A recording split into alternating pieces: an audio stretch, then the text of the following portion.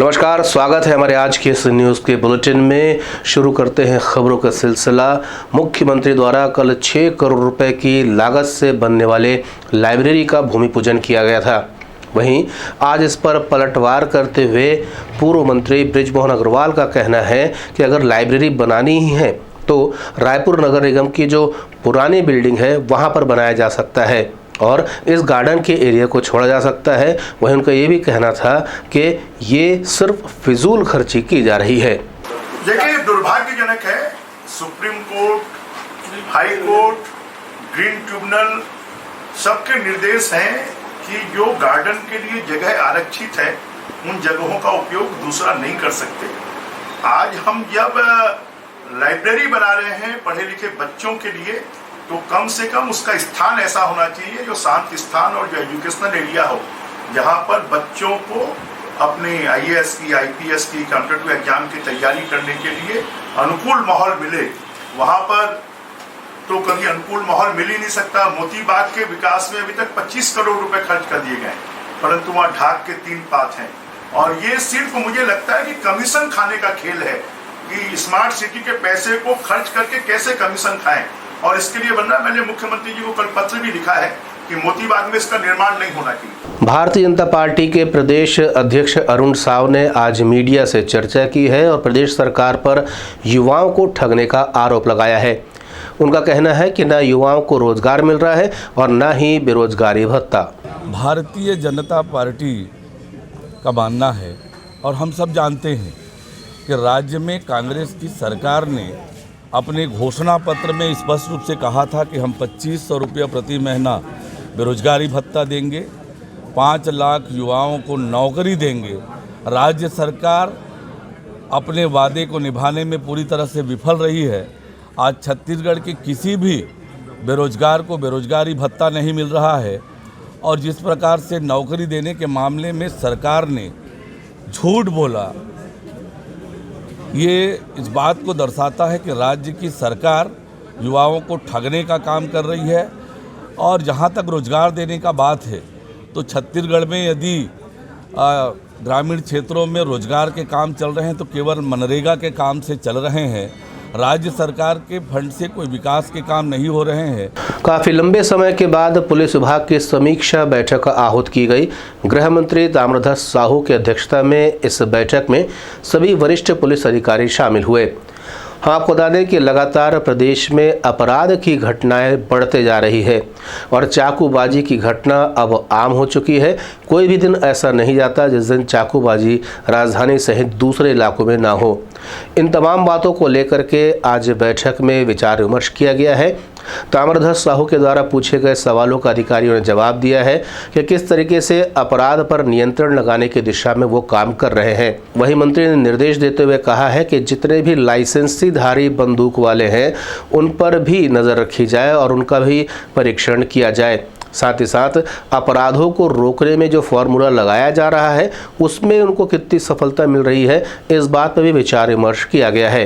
आज काफ़ी लंबे समय बाद रायपुर जिला पुलिस विभाग की समीक्षा बैठक हम लोगों ने रखा। पहले लगभग हर 4-6 महीने में कर लिया करते थे, लेकिन बीच के कोरोना काल, उसके बाद अब जब कोरोना कम हुआ तो विधानसभा सत्र या खैरागढ़ के चुनाव के कारण कुछ विलम्ब हुआ। आज हम लोगों ने लंबित सभी प्रकरणों के निराकरण और यातायात व्यवस्था, सुचारू संचालन, शहर की शांति व्यवस्था, सारे चीज़ों को लेकर हम लोगों ने चर्चा की। बहुत सारे बिंदु में जो मेरे पास था उसके लिए भी मैंने अपने सभी IG से लेके SP से लेके सभी CSP, DSP और थाने के TI सबको उनसे जानकारी भी लिया कि किस किस प्रकार के क्राइम यहाँ हो रहे हैं, क्राइम को रोकने के लिए क्या कार्रवाई आप लोग कर रहे हैं, कार्रवाई में अपने कितना फ़ायदा मिल रहा है, कितना रोक पा रहे हैं, किसमें हम सफल नहीं हो पा रहे हैं। इन तमाम बिंदुओं की समीक्षा हम लोगों ने की।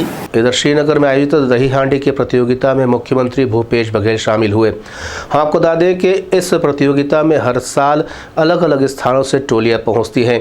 ये प्रतियोगिता लड़कों के लिए अलग और लड़कियों के लिए अलग होती है। ये दोनों ही प्रयास करते हैं कि उनके हाथ से ही ये दही हांडी फूटे। हाँ, आपको बता दें कि यहाँ पर 3.5 लाख रुपए का नगद पुरस्कार रखा गया था। मुख्यमंत्री ने इस अवसर पर सभी को बधाई भी दी। हर साल गुड़ियारी में बहुत हर्षोल्लास के साथ दही हांडी का कार्यक्रम रखा जाता है। मधुरम का भी आयोजन होता है, लड़कियों के लिए अलग आयोजन। तो जितने गोविंदा हैं शहर के और दूसरे शहरों के भी यहाँ आते हैं और जोर आजमाइश करते हैं और काम पाते हैं। विकास उपाध्याय जी को बहुत बधाई और साथ साथ वसंत अग्रवाल जी और हेमेंद्र साहू जी और पूरे तमाम आयोजक साथियों को मैं बधाई देता हूँ। तो हर साल इस प्रकार का आयोजन करते हैं और हजारों नवयुवक लड़कियाँ आती है। और यूक्रेन से मेडिकल की पढ़ाई छोड़कर लगभग 207 विद्यार्थी छत्तीसगढ़ पहुंचे हुए हैं और अब इनके बालक इनके भविष्य को लेकर काफ़ी चिंतित हैं। कुछ दिनों पूर्व इन्होंने स्वास्थ्य मंत्री से चर्चा की थी और प्रधानमंत्री को एक पत्र प्रेषित किया था, जिस पर यह कहा गया था कि छत्तीसगढ़ में 11 मेडिकल कॉलेज हैं और इन 207 बच्चों को इन्हीं के कॉलेजेस में मर्ज किया जाए ताकि इनके एजुकेशन जो है वो लगातार जारी रहे। लेकिन अब तक उस पर कोई पहल नहीं हुई है और अब ये चाहते हैं कि मुख्यमंत्री इस मामले को लेकर के प्रधानमंत्री से चर्चा करे। वहीं स्वास्थ्य मंत्री के चर्चा होने के बाद में अब ये राज्यपाल से भी गुजारिश करेंगे कि वो प्रधानमंत्री से चर्चा कर इन 207 बच्चों के भविष्य को सुरक्षित बनाने की दिशा में काम करें। छत्तीसगढ़ के आदरणीय मुख्यमंत्री महोदय माननीय भूपेश बघेल जी से कि 6 महीना हो गया है, 207 बच्चे छत्तीसगढ़ से वापस आए हैं यूक्रेन में अपनी अधूरी पढ़ाई छोड़कर।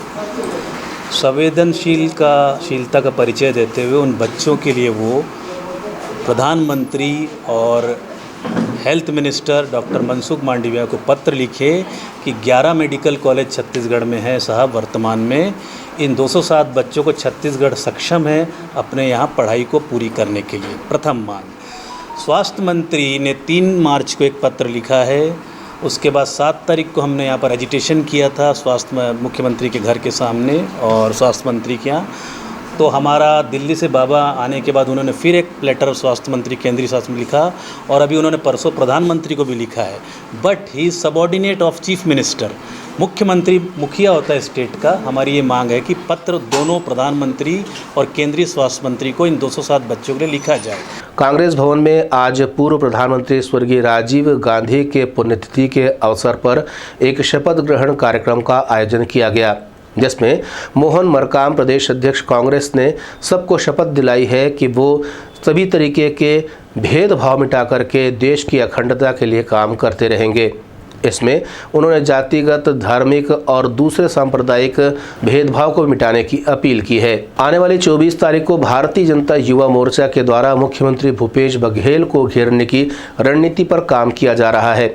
इस पर पलटवार करते हुए कांग्रेस के संचार विभाग के प्रभारी सुशीलानंद शुक्ला का कहना है कि अगर भारतीय जनता युवा मोर्चा को घेराव ही करना है तो वो केंद्र सरकार का घेराव करे, प्रधानमंत्री का घेराव करे, क्योंकि बेरोजगारी दर के मुकाबले में छत्तीसगढ़ में बेरोजगारी की जो दर है वो केंद्र सरकार की तुलना में काफ़ी कम है। देखिए, Bharatiya Janata party CM house घेराव करने के लिए 10 जगह से निकले, 100 जगह से निकले, इससे कोई फर्क नहीं पड़ता है।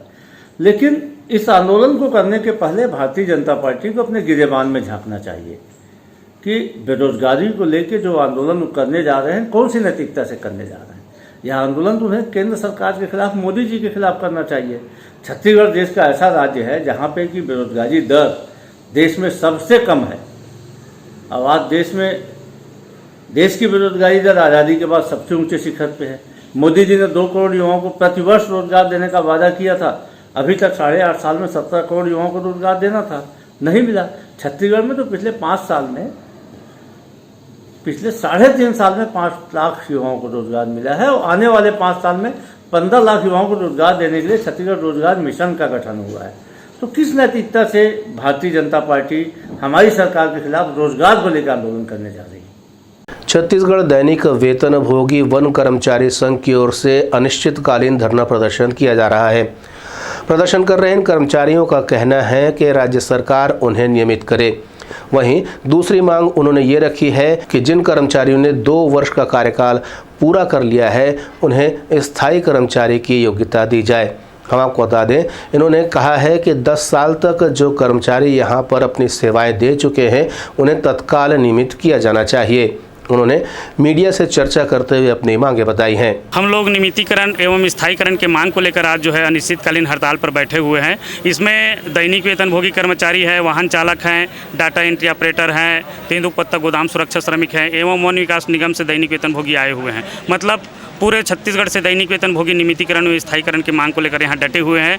सरकार ने अपने जन घोषणा पत्र में वादा किया हुआ था कि हमारी शासन और सत्ता आती है तो हम 10 दिनों के अंदर अपनी नियमितीकरण दैनिक वेतनभोगी कर्मचारियों को करेंगे।